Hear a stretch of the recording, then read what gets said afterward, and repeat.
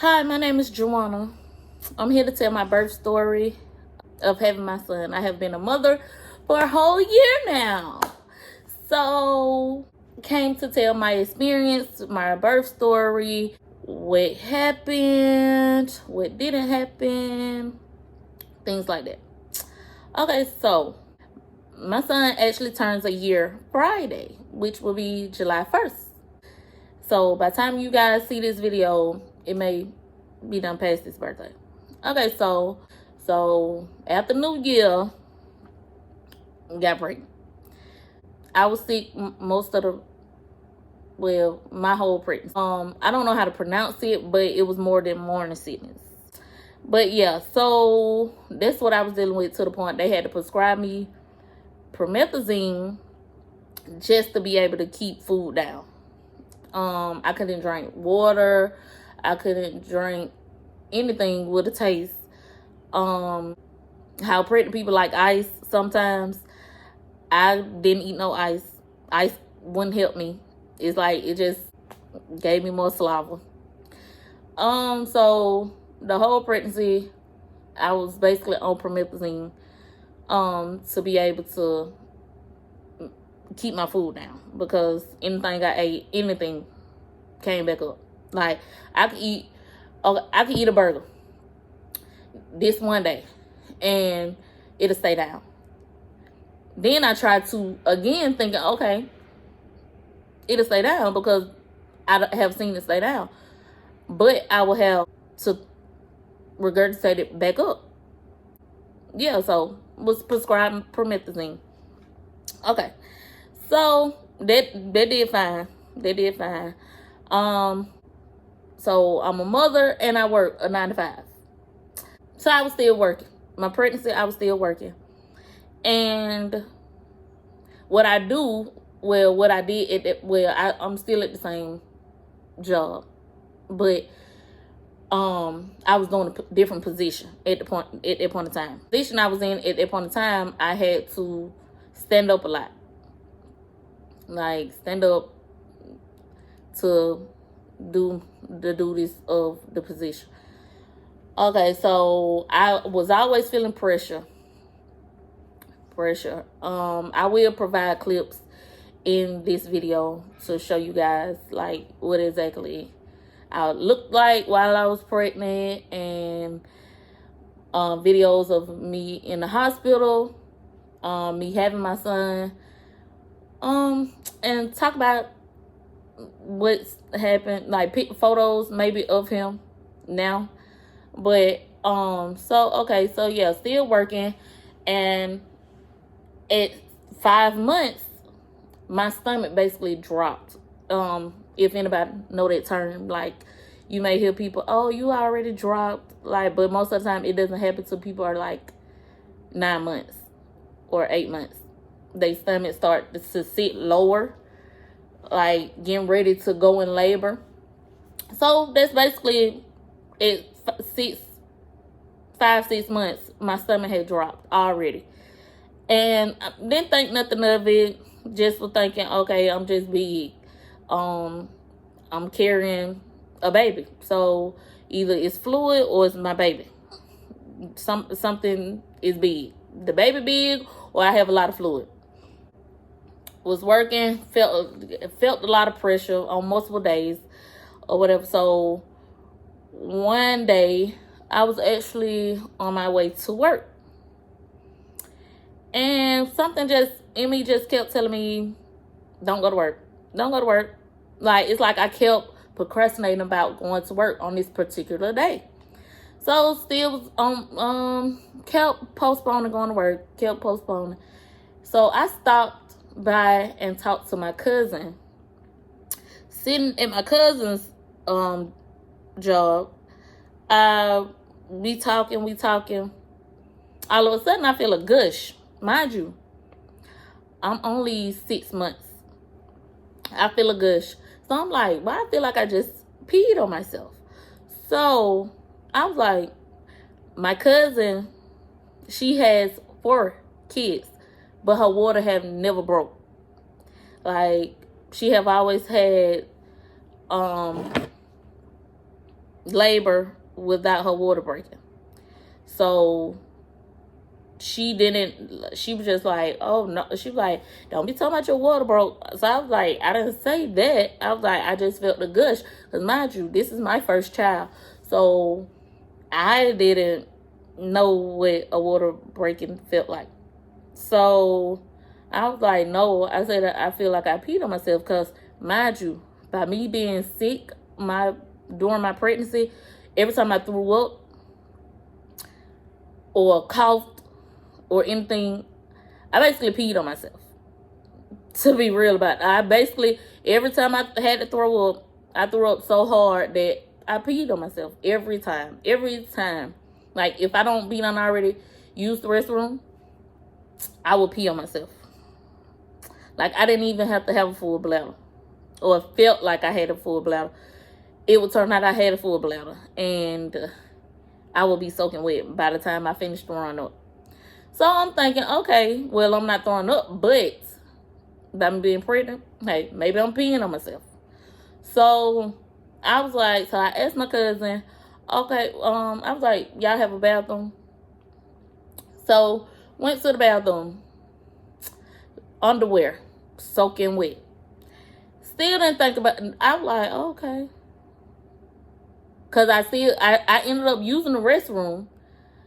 So I was like, but my underwear still shouldn't be this wet. So I go back. I'm thinking, but I don't say anything to my cousin. So I go back and sit down. And she asked me a couple of questions, like, did I feel like my water broke or whatever. But inside of her building, it was cold. So we was like, let's walk outside, because she's anemic. So she gets cold fast. At this point in time, I know I have, my iron is low because they prescribed me iron pills at a prenatal visit after blood work. So I'm cold at this point. So we walk outside. As we're standing there talking, because she was like, call your doctor and see what they say. This is it. As she's talking and me responding to her, I had on burgundy pants. So as she talking and I'm getting ready to respond to her, the entire front of my pants is soaking wet. Like, so she was like, call your doctor, which my doctor's office, my OB was actually inside of the hospital that I was having my son at. So I called my OB clinic. They was like, come on to the hospital to make sure there's nothing wrong or anything, and see why you're leaking. Okay, so I drive myself to the hospital, valet park my car. They wheel me upstairs to registration, of course. You know they gotta get they little money before they do anything. So went up there, got my gave them the information for my registration, sat there until they got a room ready for me, which only took maybe 10-15 minutes. I'm sitting there just gushing though, like the gushing have not stopped. Or even on the drive to the hospital, I was actually in traffic. If anybody know, everybody know, Atlanta is good for the traffic. Especially 75, 85 is good for the traffic. Because I had my son at Emory Midtown, for the people that know. So, in traffic. So, I'm just gushing. So, by the time I get to the hospital, I'm extra wet. So, get out the car, get in the wheelchair, get rolled upstairs, do the registration, finally get to my antepartum. That's what they call it. When you're not in active labor, but they trying to keep you from going to active labor or trying to watch you, they put you in antepartum. Okay, so go in antepartum. They would stick a Q-tip into you to see if your water had broken. I was leaking so much that I was leaking on the floor. I was leaking. They had one of the little doggy pad things, basically, on the bed. I leaked on the pad so much that all she had to do was stick the Q-tip on the pad. And it came up that it was amniotic fluid. So she was like, yeah, it seemed like you have ruptured. Your water has ruptured. So I was like, okay. So they went, I had to do an ultrasound to see how much fluid I had lost. And they had to check me to make sure that it was not just a tear and it was a complete rupture. So come to find out, it was a complete rupture. And I had to do my ultrasound. They said I only had like 2% of fluid left. Around the fluid around your baby, I only had 2% of it left. And so after that, the doctor came in and told me I would have to stay until I have my baby, which they actually wanted me to make it to at least 34 weeks. Mind you, I'm only 26 weeks. Like, I'm only 26 weeks. And, well, no. Yeah. Yeah, I think I was only 26 weeks.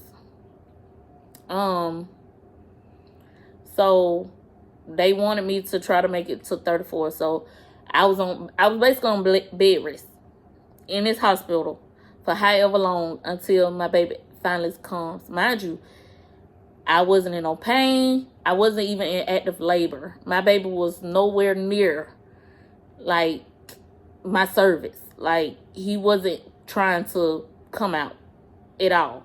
It's just my water broke. They don't know why. They never told me why. They never, I don't think, figured out why my water broke. But so in the hospital, they put me on magnesium for his brain. Because they, mind you, they don't know when your baby is actually going to come. He wasn't in distress or anything. So they didn't have to emergency C-section me or do nothing like that. Like, basically, I was just chilling. He was chilling, I was chilling. So, but they did put me on magnesium. They did put me on the IV, like, for the first 2 days, I think. They did give me, like, antibiotics. So, infection by my water being broke. Once your mucus plug come out and your water breaks, you could get an infection, you and your baby. So, they automatically gave me antibiotics. And they didn't keep me on they kept me on the monitor the first 24 hours, all 24 hours. And after that, after the first 24 hours, they would come just periodically, like twice a day, in the morning, in the evening, to put me on the monitor to check on him. I wasn't having contractions, none of that. So basically, I'm just chilling in the hospital, waiting for my baby to come. So, okay, 2 weeks, because they actually checked me. Like, I had to check my cervix to make sure I wasn't dilated the first day. Which I wasn't. That's another type of uncomfortable situation. Like, them touching your cervix, like, with their fingers. Like, just don't get me started. So, okay, there was that. But by me being on magnesium, I had to get a catheter because magnesium kind of makes you loopy. So it kind of makes you like that. So, so the whole time I'm on magnesium, I'm basically can't get out of bed to even go to the restroom, because you may fall. So, so I was on the catheter. First time I ever been having to get a catheter. So, didn't know what to expect. Like, when stuff have to happen to me for the first time, I get kind of nervous because I don't know how it feels. Like, even though I have an actual high pain tolerance, I don't know how, but I do. So, like, stuff that hurts to most people may not feel the same to me. So, So they told me how to do it. Like, when they was getting ready to stick it in there, they was like, take a deep breath and then you breathe out if they sticking it in there. So, so stuck it in there. It wasn't no issue. I was like, oh, okay. That's how I feel about, like, when I get nervous about stuff, but then you do it and then it doesn't do what I thought it was gonna do. I'm like, oh, okay. And they be that. So that's just how I am. So on the catheter or whatever. Okay, so I got off the catheter once they unhooked the magnesium after 24 hours. So all I could do was walk around in the room, get breakfast, lunch, and dinner. So breakfast, every morning I ate pancakes, eggs, bacon every morning. Which was good. Like, one of those skimpy little, like how most people describe hospital food. It wasn't like that.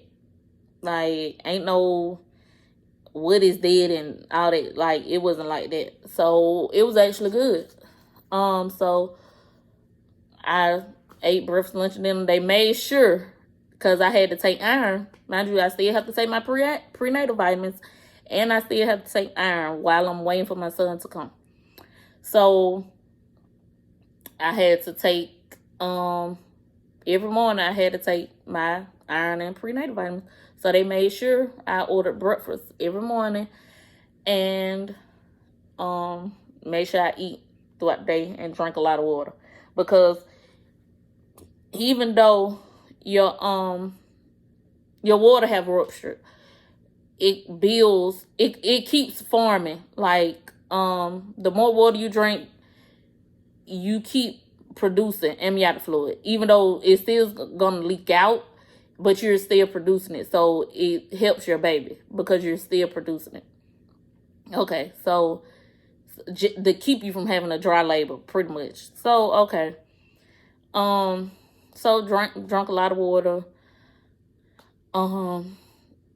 Didn't drink no juice like that because, like I said, my taste buds was off.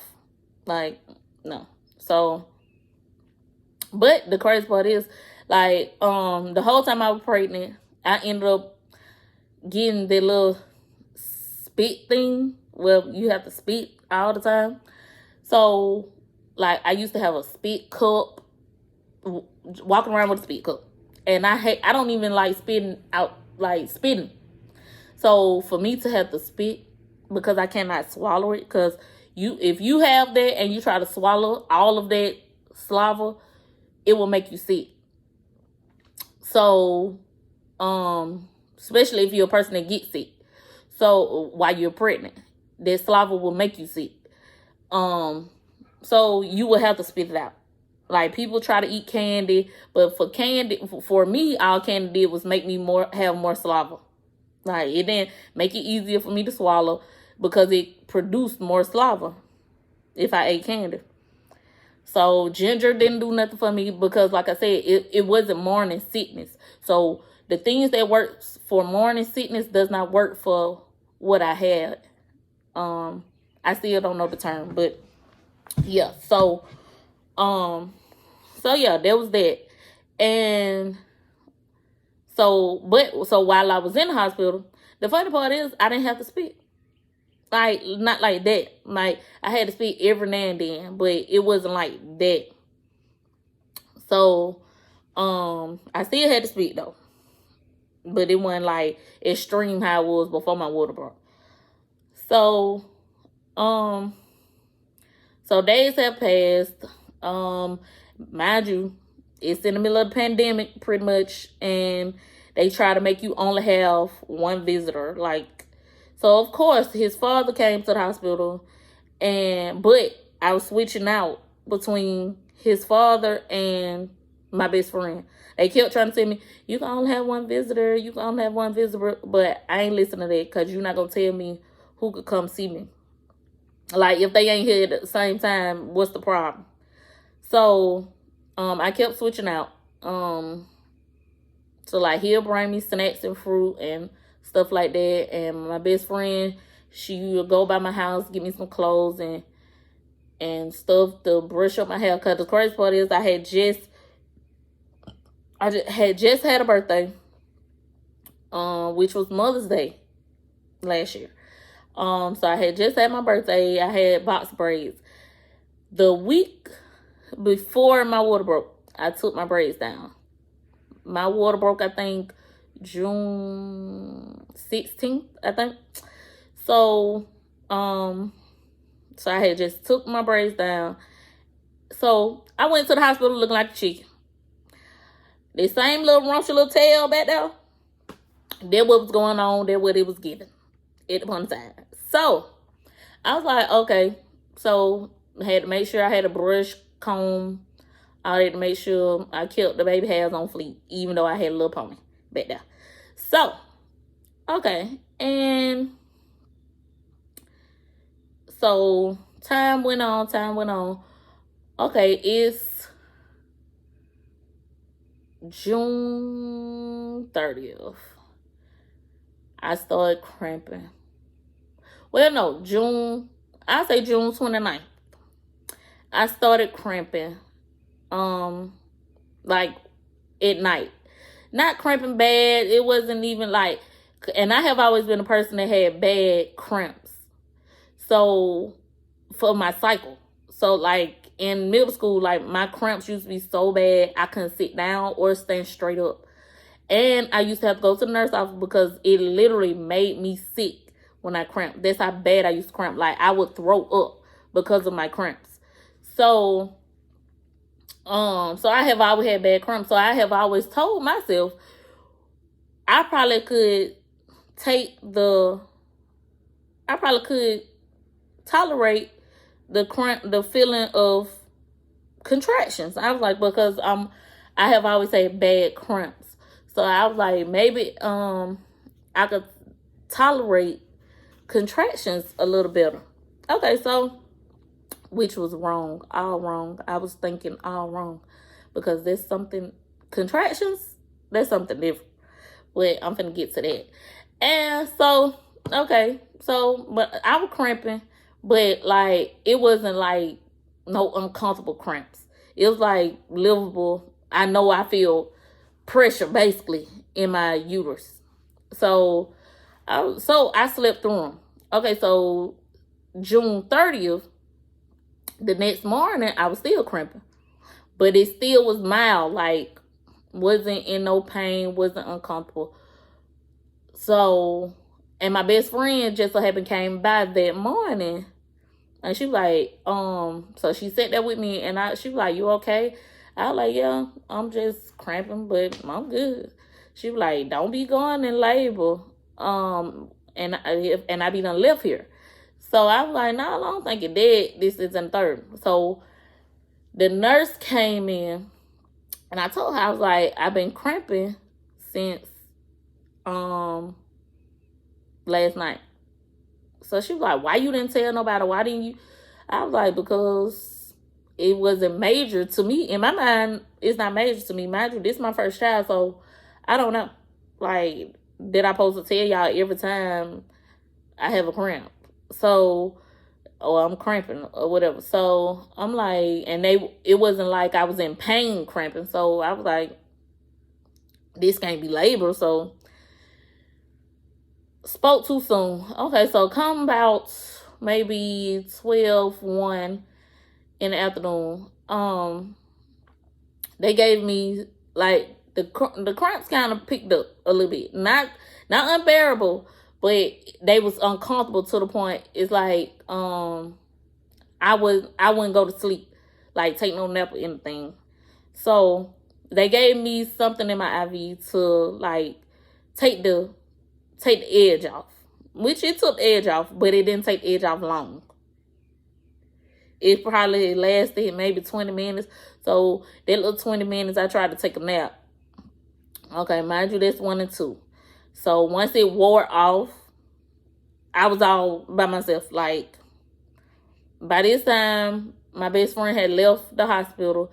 So I'm up there at this point by myself, looking like, okay, so come by 5 o'clock, I was full-fledged in labor. Cramps, unbearable. I'm on the bed looking like, oh. I'm like, what is this? They telling me I'm not having contractions. Like, they have me hooked up to the machine. But my contractions wasn't popping up on the machine. So you're basically trying to tell me I'm not in labor or I'm not having contractions because they're not popping up on a machine. But I know what I feel like. So I'm like, how you like, so what is this feeling? Like, I'm not exaggerating. Like, mind you, the whole time I've been here, y'all ask every day, any cramping, any this, any that, any this. And I tell you, no, no, no.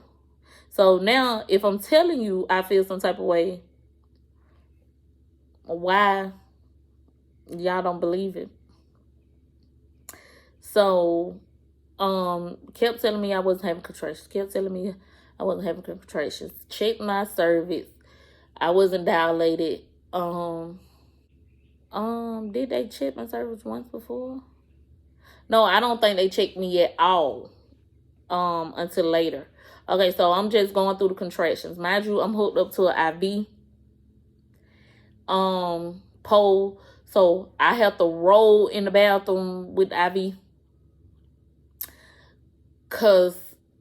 So as I'm rolling and getting up out of bed, like, mind you, contractions are hidden. My contractions wasn't even a minute apart. Even though I was just only, mind you, 6 months. Well, at this point, I was getting ready to turn 7 months on the 1st. So I was only 6 months on the 30th. So 6 months and some weeks. So like 6 months. So I was like, okay.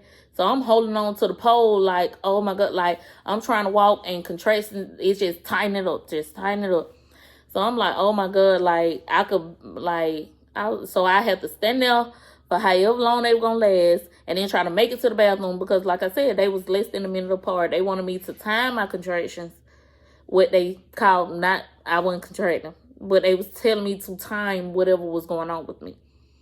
So timed it. It was, the most it was like 30 seconds apart. 30 to maybe 50 seconds apart each time. So they ended up giving me a Percocet. Yeah, they ended up giving me a Percocet, which didn't last long because I ended up throwing it up.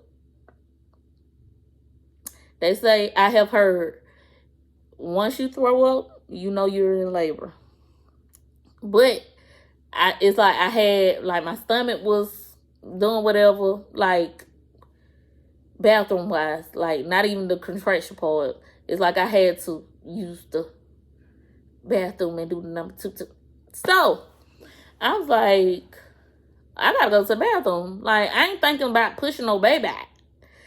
At this point, I'm thinking about I have to do the number 2.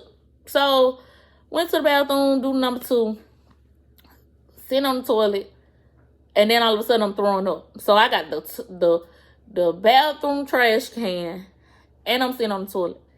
So I see the pill, the Percocet, come back up. So I'm like, okay. So after that, they came and checked on me while I was in the bathroom. You okay? This is it. Do you need help getting back in bed? So I was like, no, I don't need help. Like, I could walk, but it's just like these contractions. So she was like, once you come out, I'm gonna check you, cause yeah, she didn't check me after that either, because so once I got back in the bed, kind of washed myself off, and did whatever, got back in the bed, still in pain, still got me on these monitors that ain't telling nothing. Okay, mind you, from 5 something in the afternoon. Now it's 10 at night. I have been having contractions. I have been in labor basically all this time. You finally checked me, cause this was your response. Oh, your response was, let me check you because you acting like you in labor. If I'm acting like I'm in labor, ain't I'm in labor? Like, if it quacks like a duck and it look like a duck, ain't it a damn duck? So I'm like, okay. So you checked me. You was like, I think you like 2 centimeters. And she was like 2 centimeters and something. So I was like, so she was like, but I'm gonna let my colleague check you. So I'm like, so you basically, mind you, this is uncomfortable. It basically hurts. So you don't went and stuck your fingers up in me to check, and you don't know for sure what you looking for or what you doing or the measurements that supposed to be going on. So you had to go get your colleague and you went up there. So basically every time they check you, they aggravate your cervix. And by me being in labor and you aggravating my cervix, it's like stripping your cervix. They got this thing called stripping your cervix to cause it to start dilating. So checking someone is basically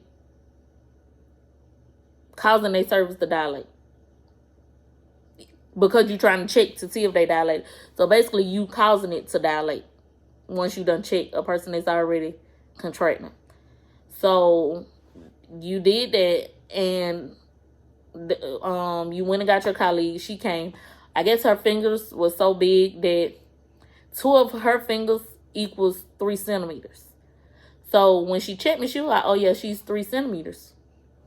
That's when they move you to labor and delivery. You have to be at least 3 centimeters to get moved to labor and delivery. Okay, so mind you, it's 10 something. It took them a minute to even still move me to labor and delivery because they had to get a room ready. Then they had to come pack up all my things. Mind you, I haven't been in here 2 weeks. So they had to come pack up all my things and get me ready to move me.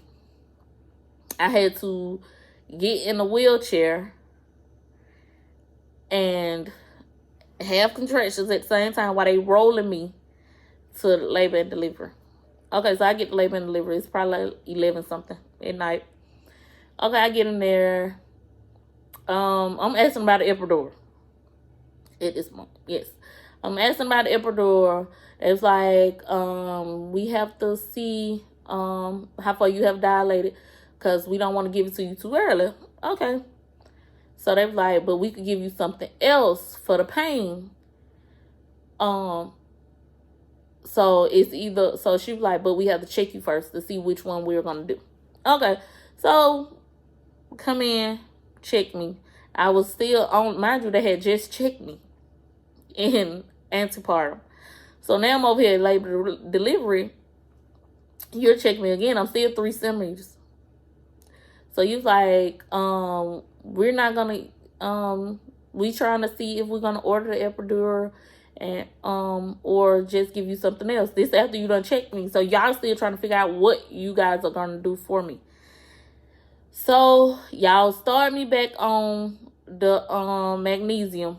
Magnesium, like I said, it make you loopy, but it also makes you hot. So like you, even though you know how cold the hospital be, even though the hospital is cold, the magnesium is going to make you feel like you're on fire. Like, well, not on fire, of course, but it's going to make you feel like you outside and it's 90-something degrees. That's what it's going to make you feel like. So that's what I felt like. So I was like, oh, it's hot. It's hot. Mind you, I'm in labor. I can't catch my breath because I'm contracting less than a minute apart. So I can't catch my breath. I'm hot. I'm bothered. I'm like, where's the drugs? Like, my question was, where's the drugs at this point? So trying to figure out where the drugs is. So I was like, okay. So I'm just waiting. So they started coming, setting up. Because mind you, I'm only 6 months. So I was getting ready to have a preemie. Actually, a micro preemie. So because I went in the hospital. Yeah, when I went in the hospital, I was 25 weeks. Yeah, so when I went in the hospital, I was 25 weeks. And then by the time I was getting ready to give labor, I was going into 27 weeks. Like the first would have been 27 weeks and I would have been 7 months. So yeah, so I was having a micro pregnant pretty much. And so they was setting up the little bed for the NICU. They were just walking around me doing extra stuff. Mind you, I'm sitting here in pain. Before I left antepartum, I had called my best friend and was telling her I'm in labor. So I called his father. Mind you, it's 11 o'clock at night. He worked, so he was already in bed. He's one of those that keep your phone on silent. So, okay. Whatever. So, you didn't get the call. So, you was not there for the labor. So, I mean, yeah, for the labor. So, so my best friend, she made it there. Probably less than 30 minutes. Some type of way, she ended up running into my cousin. Because I think my cousin called her because everybody was trying to call me like throughout the day. But mind you, I'm in labor, so I wasn't answering the phone for nobody. So my cousin was trying to figure out what's going on with me because I wasn't answering the phone. So when she called my best friend, like she was like, she in labor now. So my cousin was like, oh, okay, well, I'm going too. I'll meet you up there. So both of them walked in the door at the same time. I'm in labor and delivery. They trying to give me cold, like, towels to put on my head. Because, mind you, I'm hot because of the magnesium. So, I'm trying to stay, like, calm. Because in a panic situation, I don't panic. So, I know not to panic. Because whenever you panic, in whatever situation, there's never a good outcome. Panicking does nothing for nobody. In no situation. So, I don't panic. Like, either I'm be able to fix it, get through it, or I'm not. I'm not going to panic, though. So, I'm sitting there trying not to panic because it feel like I'm overheating. So, I'm like, I'm hot. All I kept saying is, I'm hot, I'm hot.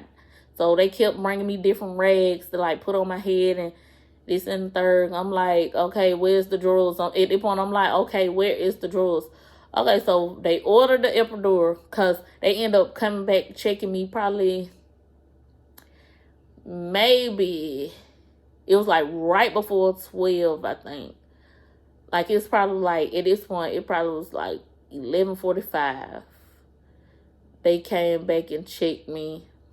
Again, mind you, last time they checked me when I first got to labor and delivery, which was 11 or probably around 11 o'clock. So by 11:45, I was completely dilated. When they checked me, I was completely dilated and ready to go. So they ordered the epidural.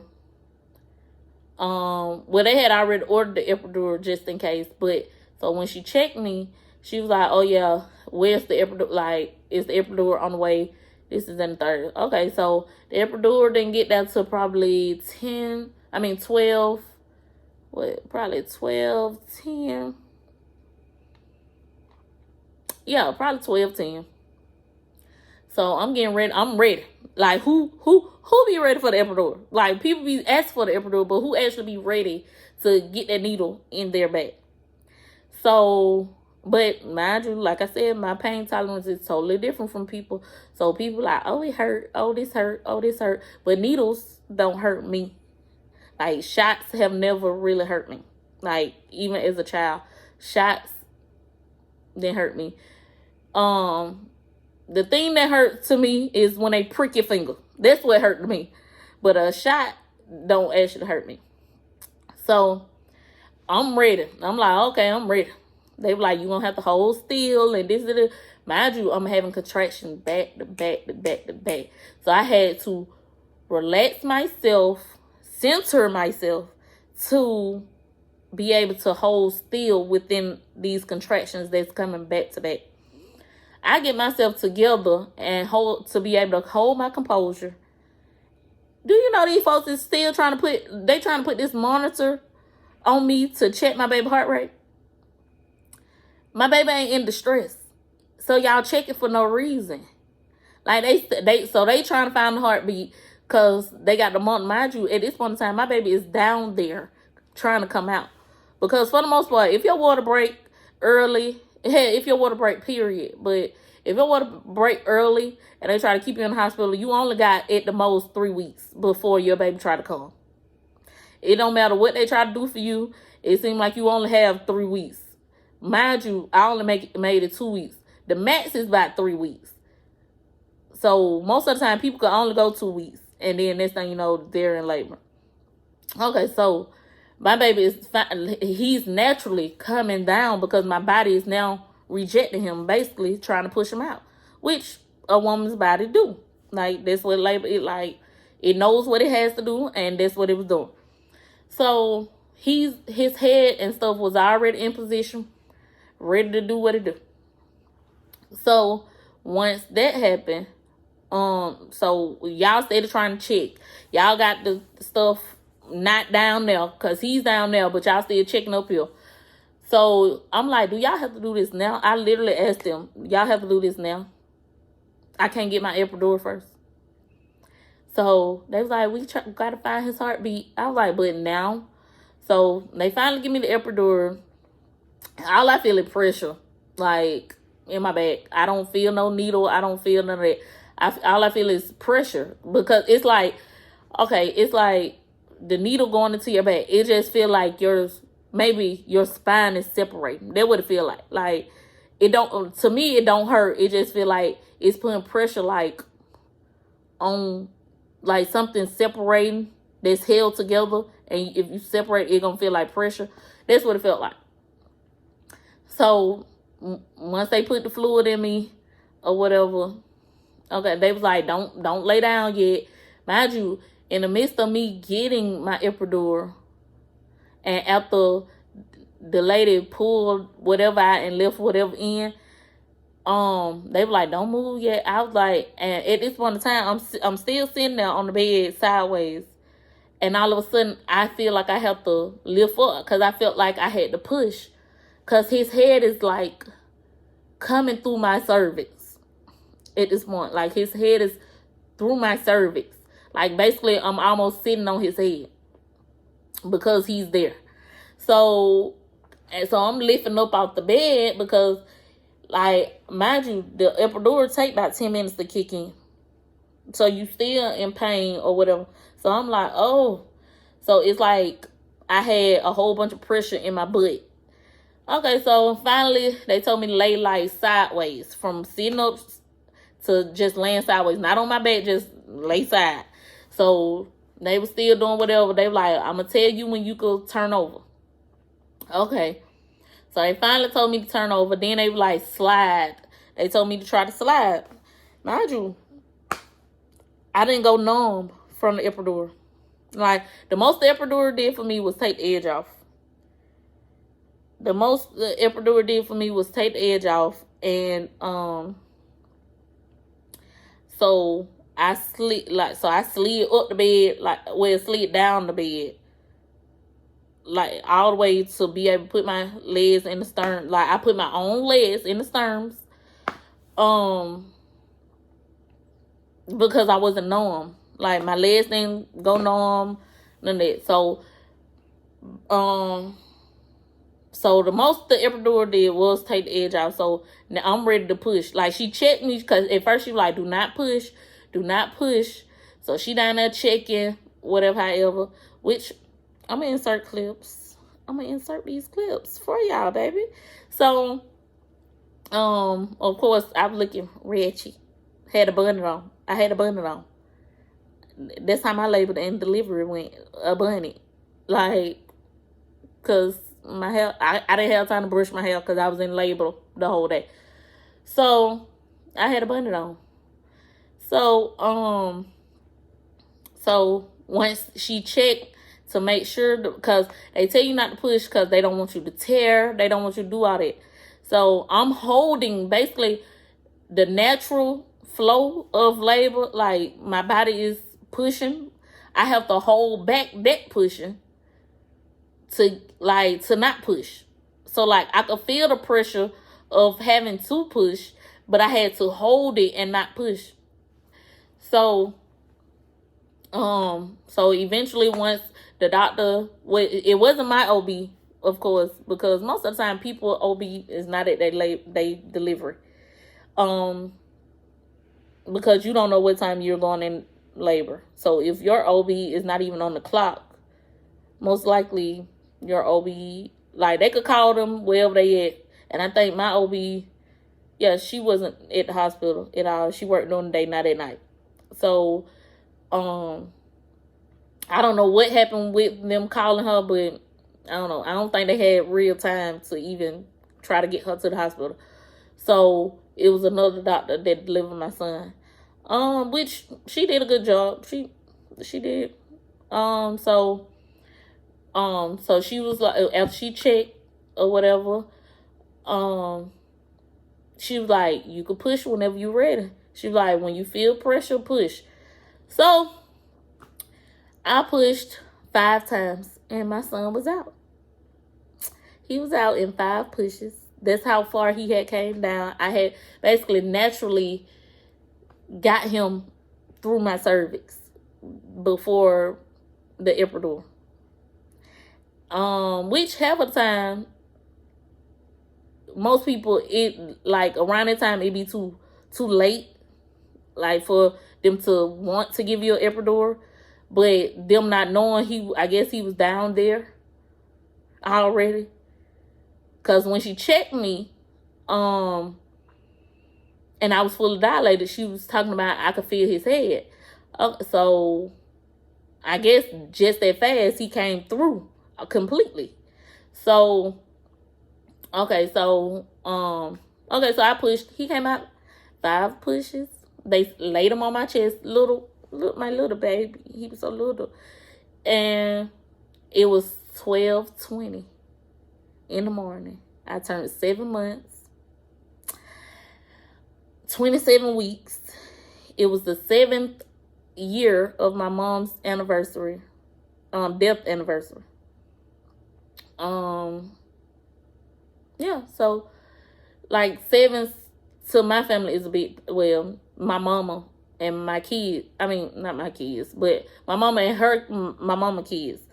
Like, me and my sisters are all 7 years apart. My big sister, her kids are 7 years apart.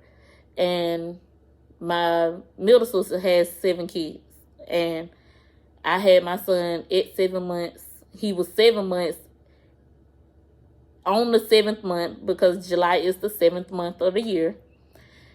Yeah, so 7s are a thing. We have it tattooed on us. We have been had it tattooed on us. There's just 7 in the Bible is completion and perfection. So that's us. So okay, so yeah, so I had him at 12:20. He came out crying. He came out crying. He was so tiny, but he came out crying. He's a little fighter. Kicking his legs, crying. They put him on my chest. I was just rubbing him. I ain't cry. I was just rubbing him. They let me hold him for a little bit. My cousin actually cut my umbilical cord. So then they took him to the NICU bed, which they still was in the room for at least like 15 minutes with me, trying to hook him up to everything or whatever. That's when I got emotional, because now I'm thinking in my head, like, why I wasn't able to carry my son full term. Which, it may be a higher purpose of me having my son early. Which I feel it is, because, like I said, we represent the 7s of the Bible. So I feel like it may be a higher purpose of why I had my son early. So, but in my mind, I'm like, why? Because I knew it was going to be a long journey ahead of me.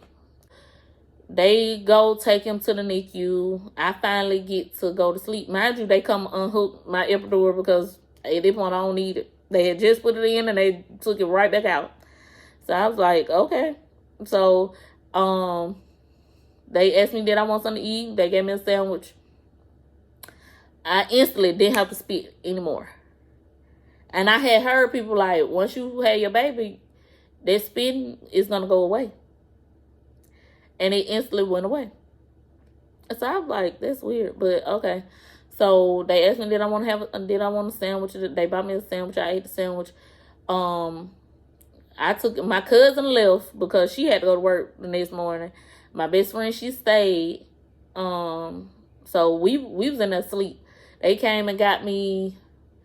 Probably woke me up probably like 3 something, and would ask me, did I feel like I have to use the restroom? And then she would ask me, did I think I could walk to the bathroom? I walked to the bathroom, put my pad on, out it. So that's when I was getting ready to go to mommy and baby, the mommy and baby ward. So, cause once you have your baby, they kick you out of labor and delivery. It's over with.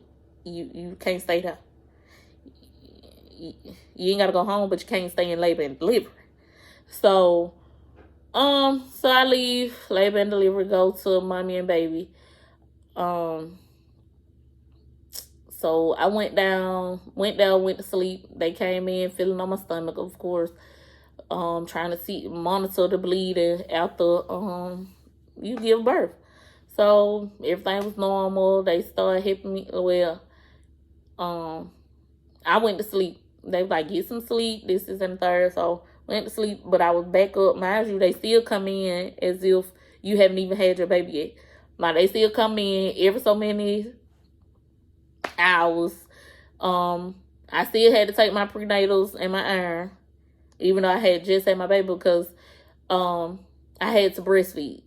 Like, well, you don't have to, but that was my choice, because at the end of the day, I have a premature baby. So the best milk is breast milk, regardless, period. But for a preemie, definitely. So a lactation specialist came to try to help me start pumping. Like, mind you, this is the same day I gave birth. So when I was ready to see my baby, I walked down there. They didn't roll me. I didn't need to be rolled. I literally walked hours after giving birth to the NICU to see my baby. And it wasn't on the same floor. Was it? Maybe it was it? No, yeah. No, it wasn't on the same floor. So I had to go get on the elevator, go down to the NICU, to see my baby. I insert that picture also, because I have a picture of the first time I went to see him. He was so pink. Like, he was so pink. So I was like, okay. But yeah, but I had been in the hospital so long. So my OB came and talked to me this same day, matter of fact. And she was like, when you think you want to go home? Because, now they don't keep you in the hospital, especially COVID. Oh, no. Like, 24 hours tops after you have these babies, especially if there's nothing wrong with you, which with Black women, you never know. Because sometimes they don't actually get so involved in your aftercare like they may do other races, of course. But women of color, they don't really pay attention like that. Well, my hospital, they were good. But a lot of women sometimes pass away after labor. And they don't know why, because they be done told them they got a clean bill of health, and that's not what it is. But so she was like, when do you think you want to go home? So I was like, not thinking in my mind I'm leaving my baby. So I was just tired of being in the hospital and eating hospital food, even though it wasn't nasty. I wanted my bed, and I just wanted to be out of the hospital. So I was like, tomorrow, because she was like, you can stay a whole another day if you want. I was like, no, I'll leave tomorrow. She was like, okay, we gonna make sure you good, this, and the third. And if we can discharge you, we will. Okay, so come the next day, everything is good. They checking me, they checking my bleeding. Everything good. Come, give me the discharge papers. As I'm getting ready to leave the hospital, I'm crying. I'm boo-hooing. Like, I'm just toe up. I'm in the room by myself, looking at the walls, looking out the window. Like, I think that's when postpartum for me set in. Like, because I think I only went through the postpartum because my thing was I had to leave my baby. I feel like if he would have came home with me, I would have been completely fine. But because my mindset about certain things are completely different from a lot of people. So like, long as he was with me, I'm good. But to the point I had to leave him there. And this is somebody I carried around with me for 6 months. So now I have to leave him here. And I don't know the outcome of him being here. Like, I don't know if he's gonna live. I don't know what. I don't know if he's gonna have mental health problems or physical abnormalities or anything like that. So that's what set up postpartum in me. So I go down to NICU, was crying in NICU, was crying in the room, just crying. Got in the car with my best friend because she picked me up, was crying in the car. Like, I cried that whole day. But after that whole day, I had to tell myself, don't cry no more. Now, the work started. Basically, like, you have to be there and you have to support your son. Like, stop the crying, do what you got to do. And that's what I have done for a whole year. My son was born premature, and now he had an appointment today, actually, and now he's on the scale of a normal full-term baby. Like, his height is in the 14th percentile. His weight is in the 4th percentile. So he's on the chart, which some babies doesn't make the chart their first year of being premature. So he's on the chart, and he haven't even turned 1 yet. So I'm proud of that because I found that out today. But yeah, it has been a long road. My son came home with a feeding tube because he used to aspirate. He used to aspirate because they was trying to figure out why he wasn't eating his full feeds through the bottle.